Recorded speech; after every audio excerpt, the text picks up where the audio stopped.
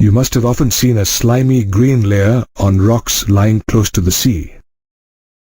This green layer is algae. These are simple, thalloid, chlorophyll-bearing autotrophic organisms. You can spot algae growing on moist rocks and stones, in marine and freshwater, and on wood. Algae come in different forms and sizes.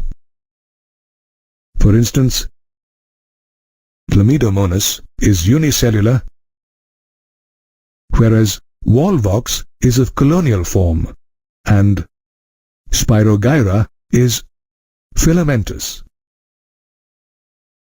On the other hand, kelps form massive plant bodies. Algae reproduce through vegetative, asexual, and sexual methods. Vegetative reproduction occurs by the process of fragmentation, wherein each fragment develops into a thallus, while asexual reproduction takes place through spores like zoospores. These spores are flagellated and germinate into new plants. During sexual reproduction, two gametes fuse to form a new organism. Based on the size of the gametes, sexual reproduction can be further divided into isogamous, anisogamous, and oogamous reproduction. When the fusion is between two gametes of similar size, the reproduction is called isogamous. The gametes in this case can be flagellated, as in Chlamydomonas, or non-flagellated, as in Spirogyra. When fusion takes place between two gametes of dissimilar size, the reproduction is termed as anisogamous. Oogamous is a fusion between a large, non-motile female gamete and a small, motile male gamete.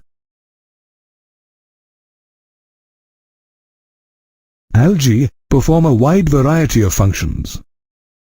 They carry out carbon dioxide fixation and also increase the level of dissolved oxygen in their immediate surroundings through photosynthesis. They produce energy-rich compounds that form food for aquatic organisms. Algae are also used for commercial purposes. For instance, agar, obtained from Gelidium and Gracilaria,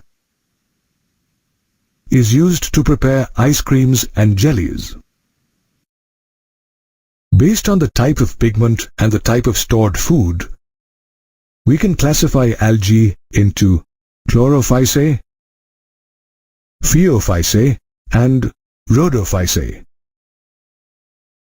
Chlamydomonas, Volvox, and Spirogyra are some members of the class Chlorophysae. They are commonly called green algae and can have a unicellular, colonial, or filamentous body. Their cell wall is rigid, as the outer layer is made of pectose and the inner layer of cellulose.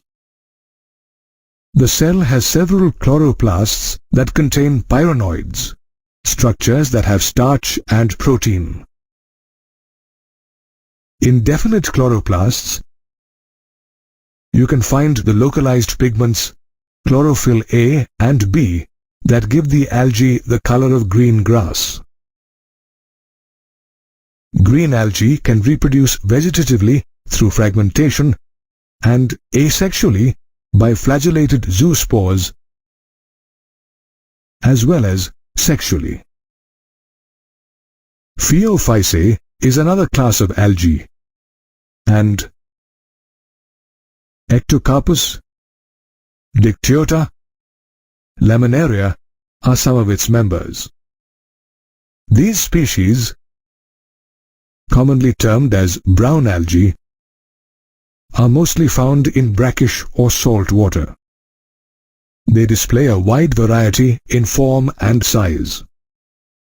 For instance, ectocarpus displays filamentous form, whereas kelps are profusely branched and can measure 100 meters in height. They also vary in color due to the varying concentration of the pigments xanthophylls and fucoxanthin. Apart from these pigments, chlorophyll A, C, and carotenoids are the other major pigments found in brown algae. Let's now take a look at the body structure and cellular structure of brown algae.